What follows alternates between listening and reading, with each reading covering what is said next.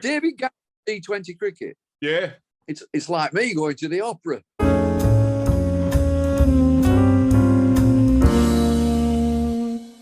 We're very pleased to be joined by someone who scaled the heights both on the pitch and off the pitch after retired in the world of broadcasting.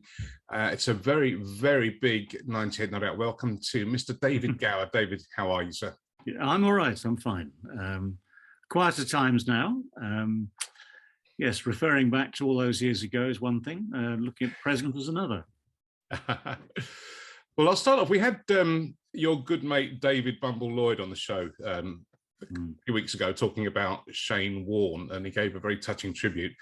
And in the middle of the conversation, your name came up because he was talking about great places to go touring, and he mentioned the West Indies.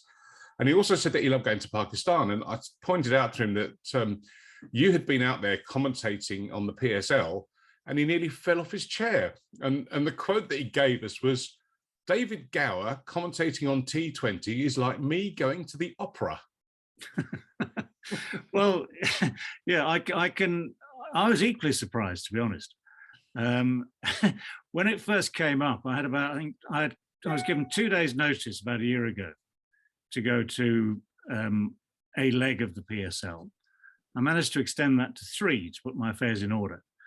And I enjoyed it. The interesting thing was that when I was at Sky, they took the view that my profile or whatever it was, or contract or both, didn't really suit T20. Bumble, of course, is brilliant at it, and sort of fully bought into the whole ethos of the entertainment value of T20 in all its incarnations. And as I say, in the meantime, I was happily mowing the lawn while T20 was on.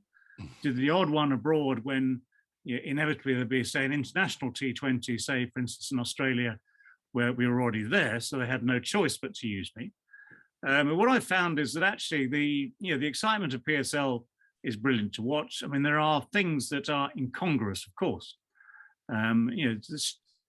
Obviously, the one thing that would bemuse, confuse, and possibly annoy the purists is that in the modern game, if you look at PSL, look at IPL, look at any commercial channel, but especially those Asian channels, when T20 cricket is on, it is bombarded by advertising.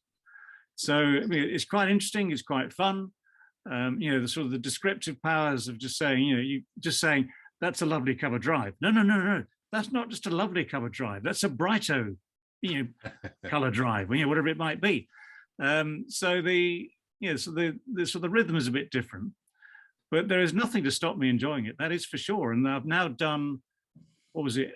Karachi last year, Abu Dhabi last year, Karachi and Lahore this year with PSL. It's been fun, and I hope to go back again.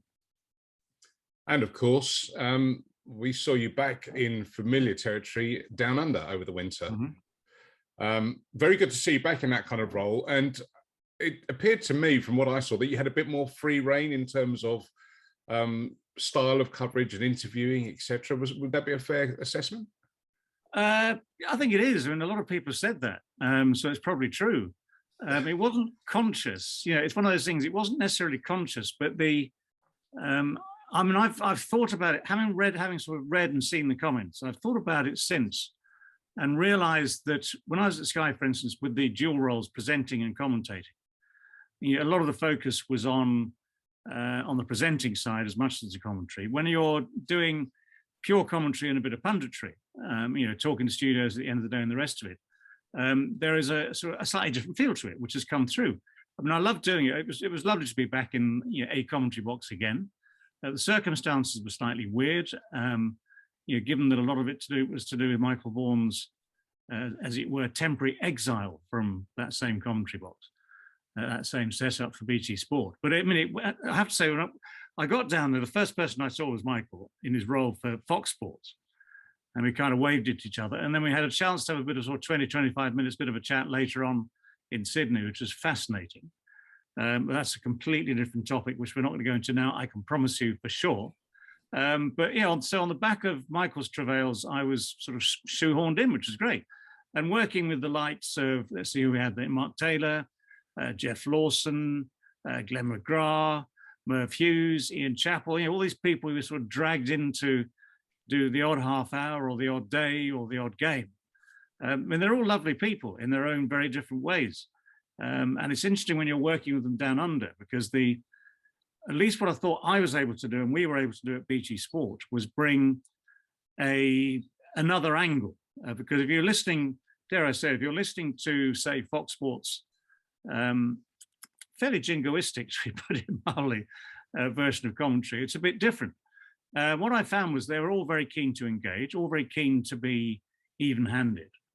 And one of the things that actually you find over the years is that in what I'd call a proper commentary team, that ability to be even-handed to both teams, I think, is vital.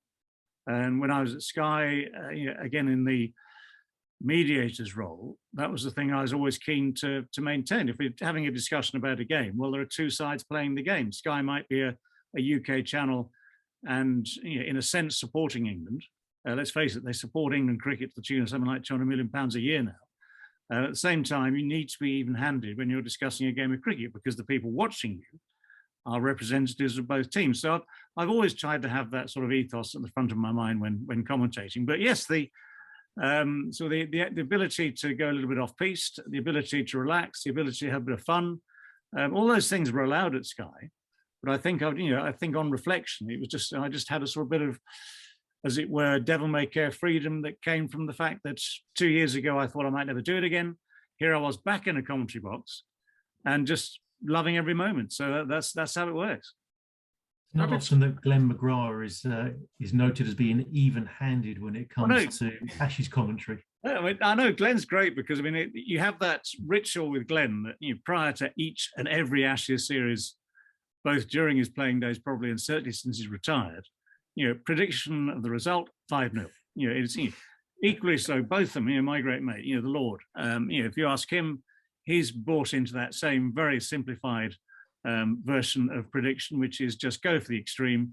It doesn't matter whether it's true or not, doesn't matter whether you've thought about it or not, it's just a knee-jerk reaction, which is great for headlines.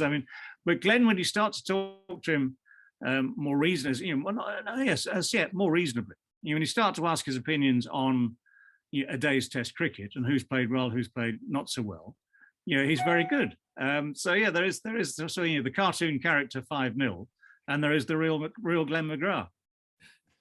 Which is often the same and often right. Well, unfortunately, he has been right a couple of times in relatively recent history, but through no fault of his own. The Ashes always seems to define both England teams and, to a certain extent, England captains. And this Ashes series seemed to mark the kind of absolute high point of ratcheting up of pressure on the whole England setup, not just Joe Root, but all the way up the chain of command. We'll talk about the fallout and the subsequent events in just a second, but watching it, I was really reminded of the 1989 Ashes series, David, and I can remember vividly reading your diaries in the Times newspaper just afterwards, just explaining or giving an insight into what it was actually like, and it made me wonder about being an England captain. If you get to the level of playing Test cricket, I would assume that the captain's role is the ultimate accolade. Mm-hmm. But is it? Well, I'm sure it is a double-edged sword. So could you just give us an idea of what's great and what's awful about being England's Test captain? Well, you can simplify it incredibly easily. If things are going well, it's great. If things are not going well, it's horrible. There you are. It's a very natural sort of human thing that you take. You're always aware that there is a middle ground whereby if you get overexcited with your successes, then all you're doing is waiting for it to go horribly wrong and someone to say, "Oh, there you are. I see that's the other side." What's not very easy, of course, is to deal with the abject failures. I mean, I'm delighted you mentioned 1989. Or maybe not, to be honest, because it was a pretty grim time. And again, to encapsulate that, I remember taking it on. I took the job on because I was offered it, and it's one of those jobs it's impossible to turn down. I mean, I can't, off the top of my head, think of anyone necessarily who has been rung up by a head of selectors, chairman of selectors, offered the job and said no. you must be joking. Why would I want to do that? Everyone goes, yeah, this is the, this is the height, this is the apogee, this is the pinnacle, this is where you want to be, and it's a challenge you want to take on. So having experienced in my relatively brief captaincy career 32 games, every possible combination, 89 was a nightmare because I took it on not knowing at the time I was second choice, maybe even third choice for that matter. Didn't matter. I was happy to do it, wanted to do it, and I had ambitions and expectations of repeating 85, where we'd beaten Alan Border's team 3-1. And that was, the, that because it's the Ashes, standing at the Oval with the little Ashes trophy in your hand is brilliant, is absolutely brilliant. It kind of matched, I think, the achievement of winning in India as well, which was a much different sort of series, much tougher sort of tour, for all sorts of very different reasons, politics and assassinations being right up there at the top of the list. But winning the Ashes is very special. Equally, losing the Ashes is dreadful. And the thing about the 89 series is that every possible combination of things that could go wrong. I mean, when you have that throwaway line, what could possibly go wrong? Well, it all went wrong.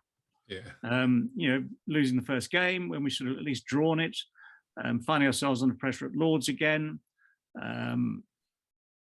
injuries, selection. I mean, the one thing I would take some responsibility for was the fact that our selection policy that year was rubbish, and that people came in, people went out. I think it was something like 29 players used in the 6 matches.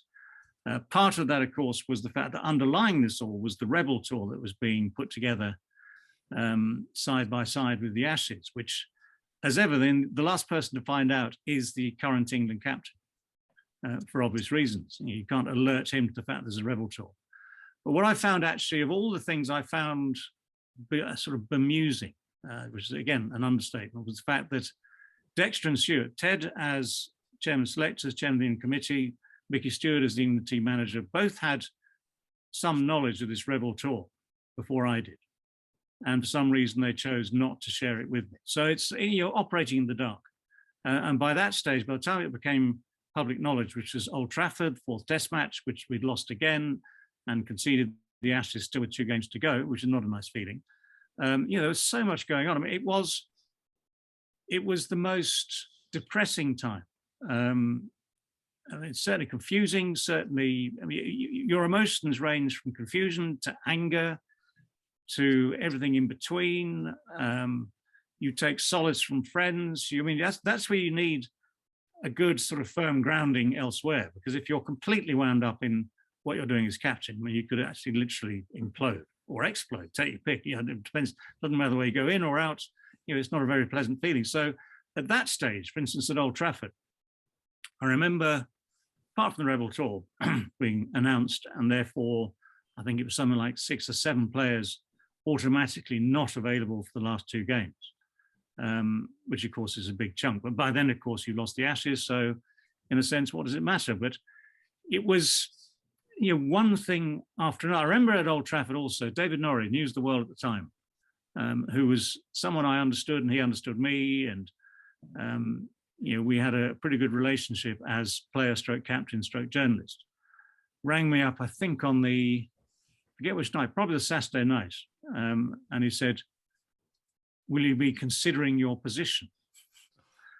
And we had a discussion, a semantic discussion as to whether I'd be considering my position or reconsidering my position, which was sort of a slight distraction from the seriousness of the situation. And I obviously said, well, no, I'm not thinking about my position at the moment. Let's see what happened. Even then, I mean, I could have resigned. I was persuaded by Dexter and Stewart to carry on, because with those 6 or 7 men going to the Rebel Tour, I mean, there was no one left.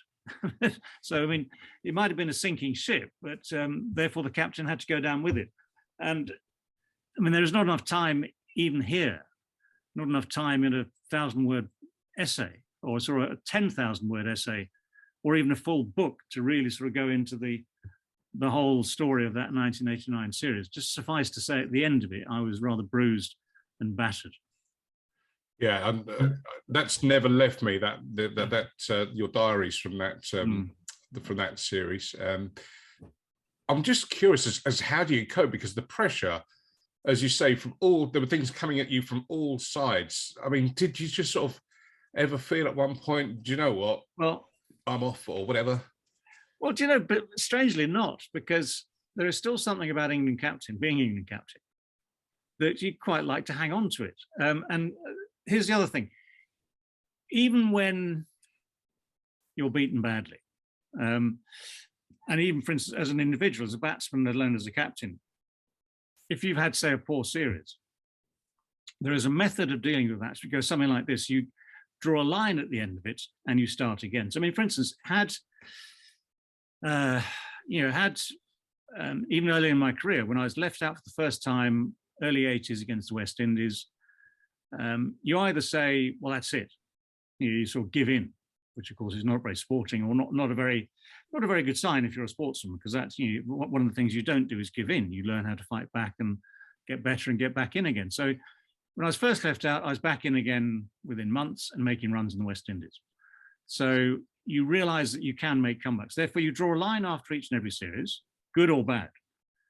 So you start every series afresh, and then if you start on the right notes and you have a good series, that's fine. And your career carries on. If people had left me out, for instance, completely every time I had a bad series or a few bad games, well, then you wouldn't play 100 and whatever it was, 17 Test matches. You'd play about 20, or you play 50. You'd be, you'd miss out on half your career. So the ability to bounce back, both individually and as a team, of course, is a very, very important trick to master.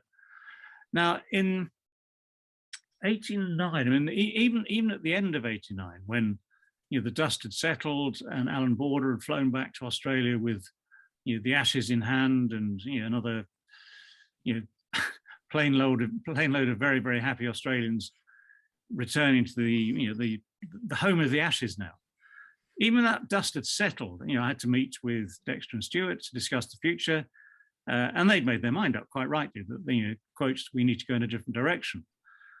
So I offered them a map. And in fact, that's one of the keys. When you say, how do you cope? Little story for you. At Trent Bridge in that series, day one, Taylor and Marsh were 300 for none.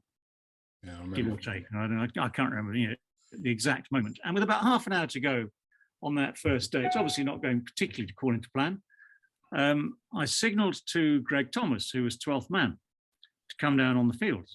Waved him down, and he sort of trotted out, met me halfway between the pitch and the pavilion at Trent Bridge there. He said, what can I do for you? I said, can you just do me a favour? Can you go to the press box and ask them what we do now? And he went, are you serious? I said, no. I'm just buying a little. This is just a moment, just to buy a bit of time, just to sort of, take five, as it were. And one of the things, I don't know whether it's a natural thing, whether it's the right thing or the wrong thing. One of the things I always tried to do is that even when the pressure was at its worst, you have to try and cling on to a sense of humour, or at least maybe a sense of the bizarre, or maybe the unordinary. I mean, and the other thing, here's the next story. Following morning, same game, day two. We get whichever one we got out first. It doesn't really matter. But we'd taken a wicket in the morning.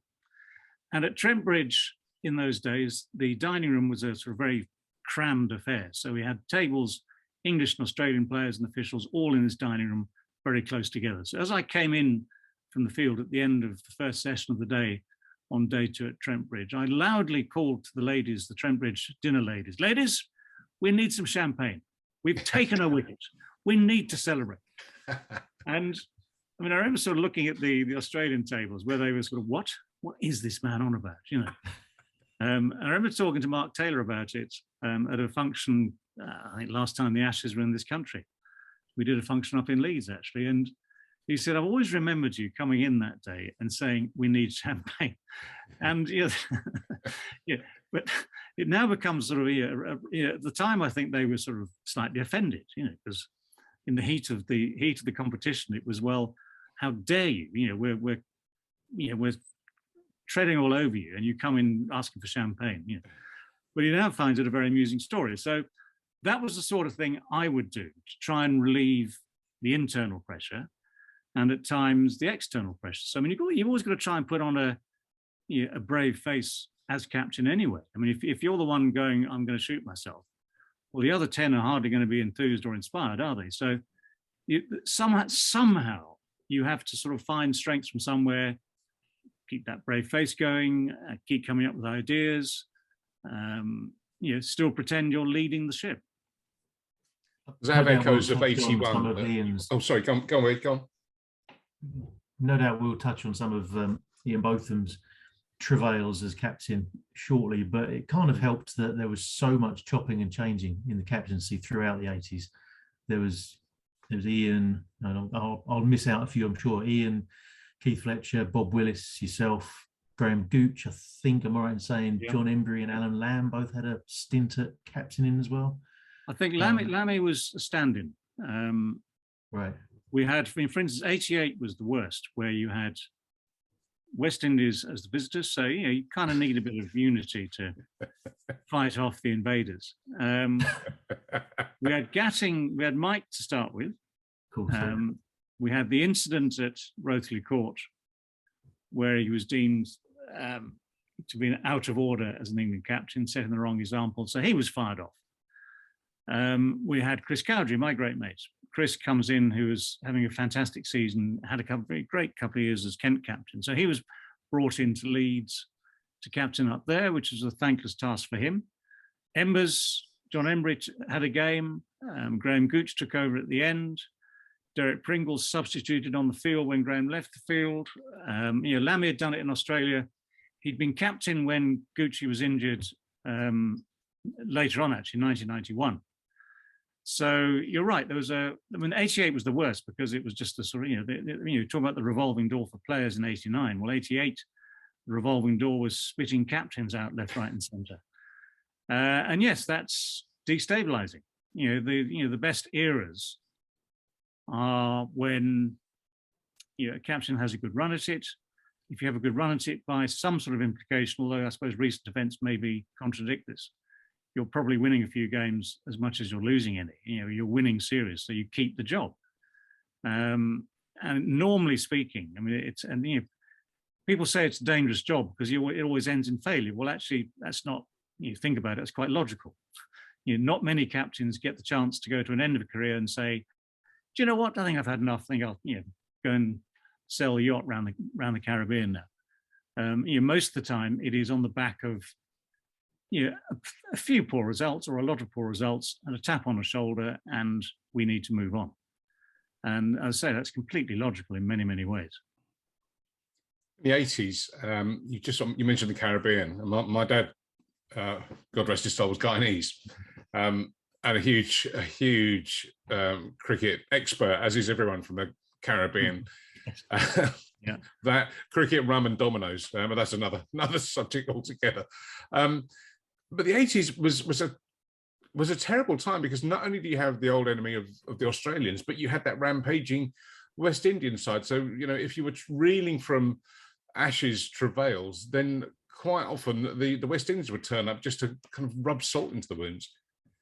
Probably the other way around. I think the West Indies were as strong as any team ever.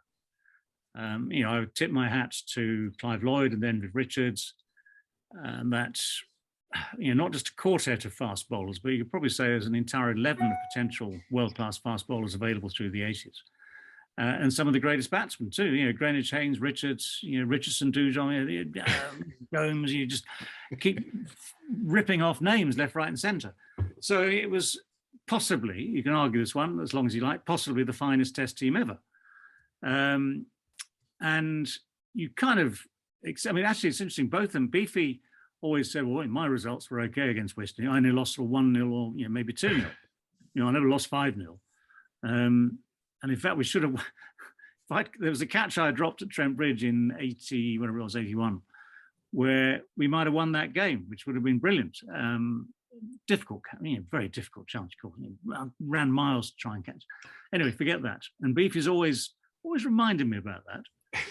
But the truth is that through the 80s, West Indies were the finest side in the world.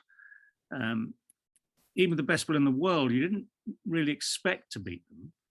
And all you tried to do in some respects was minimize the damage, and sometimes very little effect.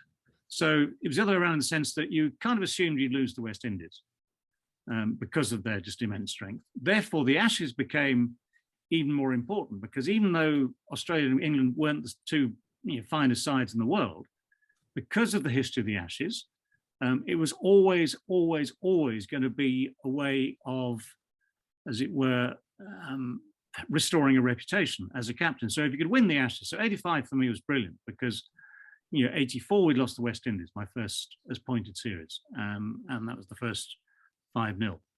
84-5, been to India, somehow managed to come out of that on top, which was, as I say, was a very proud achievement, an extraordinary tour.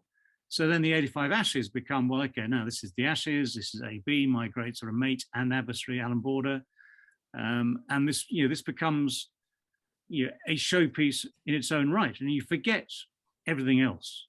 So it just becomes a focus entirely on the Ashes. So to be there at the Oval holding the Ashes aloft at the end of it all, which is what, 3-4 months work in those days, was a very special moment. And equally so going on to the 89 series 4 years later, well, equally depressing, or as depressing, as uplifting as it had been previously. So, but you have that thing where the Ashes is a standalone magic moment, good or bad. It is a standalone definitive moment for captains because of the history. And so if it doesn't matter, I say, you kind of forget. I mean, nowadays, if you look at the world test rankings as it was, say, well, a year ago, when we had that final between New Zealand and India, the first ever World Test Championship final to define who is officially the #1 side. Well, okay, that was special for both teams. And it was actually, it was an interesting contest, a fascinating contest, really special for both teams. But, we as an England team, Australia as an Australia team, would always look at the Ashes as something separate and very special. Okay, let's bring it bang up to date now. So we've had the Red Bull reset. We're undergoing Red Bull reset version 2.0 at the moment. There seems to be, well, there's clearly a big divergence in between England's white ball setup structure and fortunes and the test structure. It's all come down like a house of cards over the winter. We've got a new captain, we've got a new managing director. What more needs to be done to preserve Test cricket and the future of it in this country? Well, just a minor question. Just a gentle throwaway, probably another glass of, maybe a twiglet or two, it's, I think there's one of the great things about English cricket is that we still have a big following for Test cricket. And in a sense, it's the good news and the bad news all in one go. I mean, it was highlighted last year. Someone rang me up or messaged me to say, just before the first Test match against India, we seem to have had wall-to-wall marketing about this thing called the 100, but no one seems to have mentioned the Test match yet. And you've got a marquee series against one of the top 2 sides in the world, India, brilliant side. So why not promote it? And Tom Harrison, when I asked him about it, said, well, but it was already sold out. Why do we need to market it? In effect, those are his words. Now that's the dangerous, slippery slope, isn't it? Because it's all very well when you have got good support for Test cricket in the country and grounds that hold, say, between 18 and best part of 30,000, which you can fill. I mean, Lords 28, 29, 30,000, whatever it is now, you can fill reasonably well for a marquee series. Incredibly well. I mean, they 4 days of sold out tickets. But if you forget the importance of it and just sort of let it look after itself, then one day someone will be tapping on the shoulder again and saying, oh, by the way, we're only half full for this Test match against Australia. You go, oh, how did that happen? Oh, we forgot to mention it. So actually, it's this Red Bull reset.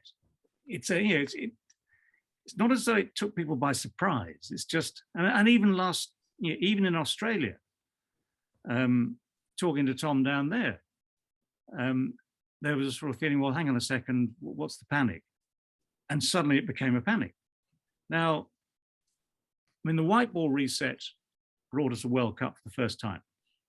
And it was a fantastic day, a fantastic tournament, brilliant moment for Owen Morgan and his white ball team. And Owen Morgan is a very, very impressive man as a captain. And I think he deserves every accolade coming for the way he shaped that side, not single-handedly, but he'd driven that side in his own very impressive way, from previous World Cup defeats to World Cup winners. So, I mean, he takes an awful lot of credit for that. But the resources given to the white ball team were noticeably better. You know, the emphasis was towards all that. And so, you know, where do you strike the balance? I mean, especially when you've got certain players, I mean, Ben Stokes, obviously one of the great examples, who are likely to feature on every team sheet, whether it's 5-day, 50 over or 20 over. So you've got to balance out who, you know, with all these workloads and everything's been going on the last couple of years, you know, the balance, striking the balance is incredibly difficult. And I grant that is something which would have been beyond Solomon probably to sort out as well, had Test cricket been an issue, you know, 2,000 years ago. Now, where you go from here, I mean, a lot of people are quite rightly talking about the scheduling of the English summer, which does need rescheduling, but there are already too many things that need to be packed into it. So what has to give? And I suppose, you know, they're going to give the 100 a chance, aren't they? You know, they can't just having sort of spent all these millions on it to get it going. And there are certain benefits to it for sure. But, you know, the Blast was doing okay. The 50 over competition, you know, no sooner have you won a World Cup when the 50 over competition, domestic competition, is being played by second team players with one experienced player in the side and shoveled off at the background to the 100. And you think, well, okay, that's interesting. And test matches, you know, you're playing, again, going back to the India series last summer, you're looking at potential changes to a team because there are elements not performing. And where do you look for someone in form? Nowhere, because there's no 4-day cricket going on. So, I mean, at least there's a start, an attempt to get 4-day cricket back into the middle of the summer again, which I think is only right. And if you want to have a decent test team, then all the things that have been talked and written about in the last 3 or 4 months are relevant. You know, pitches, balls, attitudes. You know, there, you know, talent coming through. You know, how you manage talent, how you coach talent, you know, what's needed, because you know, and the start of this season has been interesting again, because we've had a, you know, very dry April. So actually they got away with it, you know, playing county cricket at the end of winter. And a lot of runs have been scored. So there are, you know, it's fascinating. There are about sort of 7 or 8 opening batsmen, all with double hundreds probably, or big hundreds, who every time someone like that gets a big, oh, is so-and-so in line to, you know, make an England debut? Well, they can't all play. And one of the great things that is very hard to fathom and quantify is this. You get people coming into a test team who've shone. I mean, by definition, they've done something good in county cricket. And it's a step up, which not really since Marcus Trescothick has someone stepped up, and Alistair Cook has someone stepped up from county cricket and said, yes, test cricket is absolutely my game, and I'm going to make thousands of runs.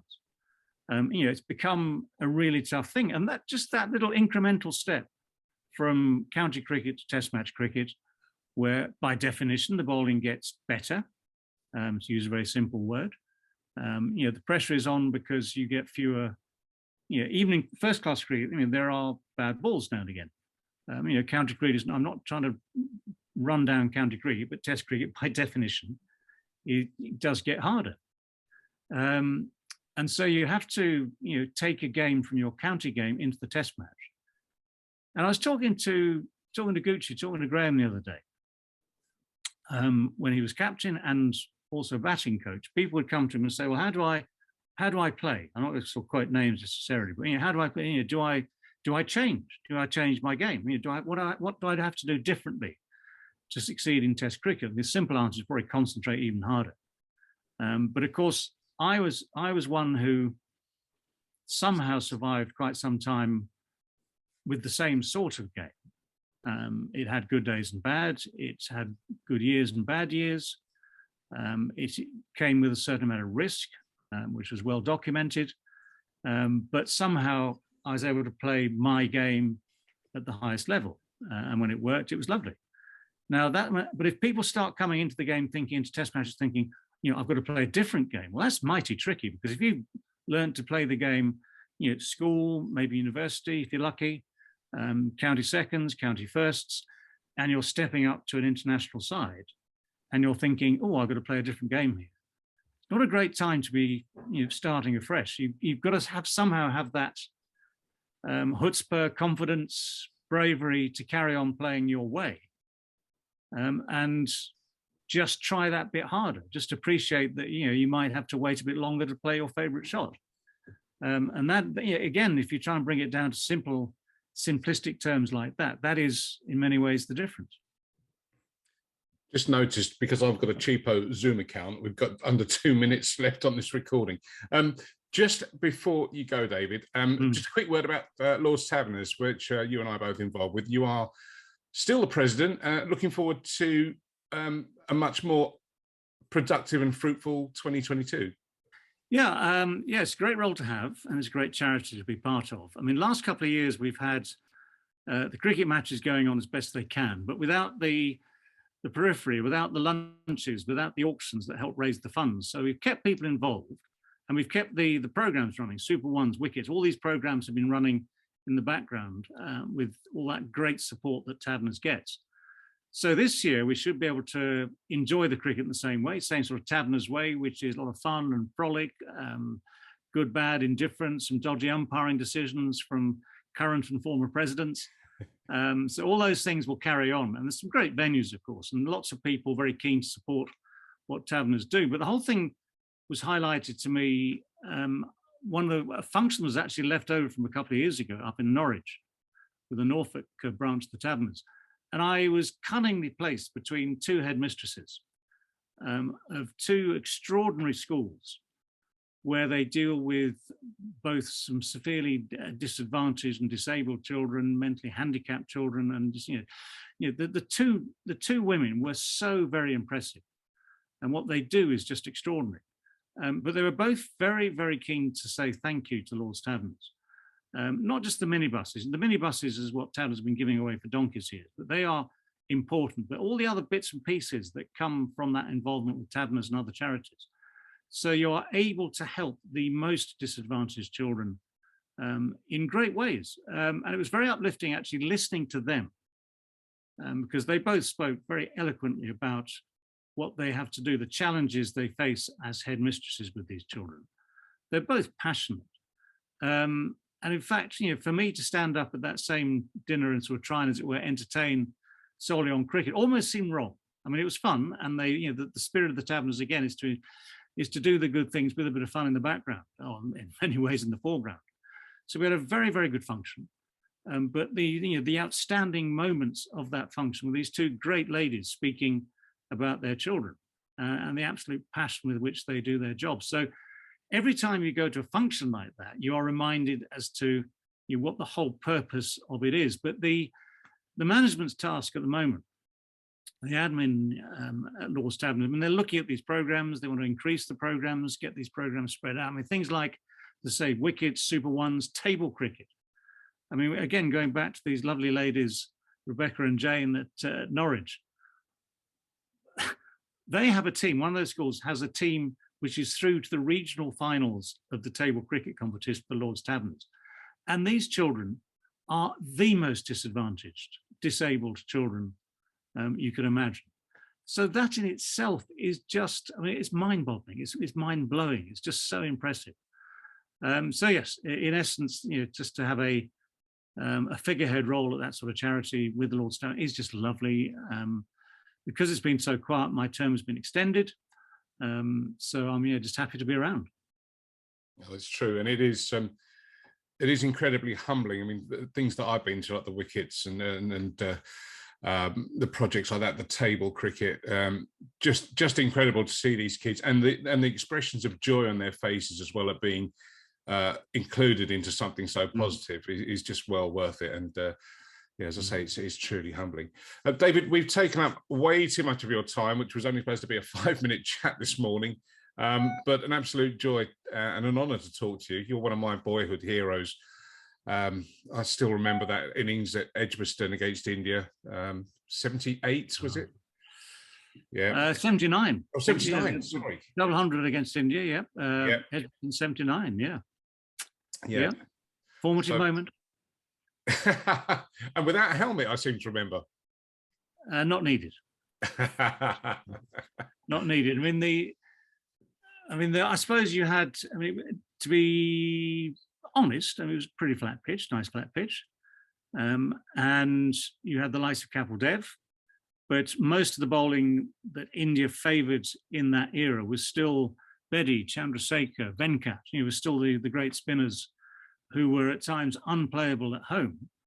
Luckily for me, were a little bit more playable on a sort of slow, easy-paced, non-turning Edgbaston pitch in 1979. So still got to make the runs, though. Still got to get them. Oh, yeah, absolutely. Absolutely. David Gower, many, many thanks for joining us on 98 Not Out. Absolute pleasure. And look forward to catching up at some Taverners do's over the summer. Indeed, many thanks. That's exactly what we're going to do.